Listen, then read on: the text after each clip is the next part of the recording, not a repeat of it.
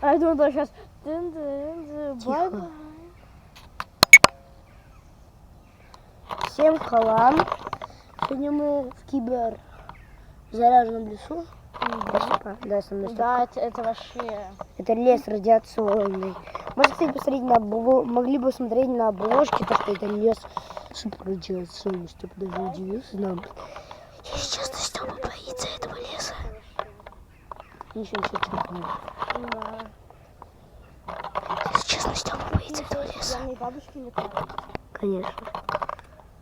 Степа, это ты пьяный. Нет. Реально, вот мы, смотрите, мы уже идем по этому лесу. Смотрите, что с деревьями. Деревья Реально, я только что сейчас вмазался в крапиву. Ну, просто капец. вообще реально просто. Тут уже комары, мошки сошли с ума, они грызут дерево. Да. И меня тоже, кстати, честно. И меня тоже. Немножко! Немножко! Кстати, тут уголь валяется просто габельский. Здесь, походу, какие-то пьяные алкаши, которые просто зашли в Чернобыльский лес. И такие, о, надо здесь попить. И просто разожгли костер. Окей. Я еще только что сказала, это вообще не вас не касается.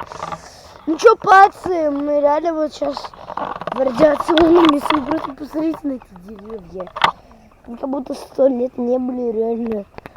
Фу. Ты мылись, Степчик? Давай погнали вот туда, давай наверное, сюда. Пошли. Мы сюда летели на самолете 3 часа. Да. Со Степочкой. Очень много вопросов. Не, нам это у нас вот отель рядом. Но мы с Чернобыля. Ничего удивительного, что здесь все птицы. Это вообще удивительно-то. Они с ума сошли. Птицы в лесу. Вы чекайте.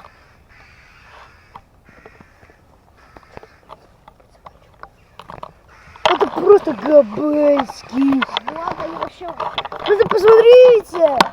Посмотрите Они на просто птиц. как собаки лают. Вы просто посмотрите на этот лес. Тут даже дерево чуть-чуть. Еще какая-то ветка упала. Сама по себе. Чего?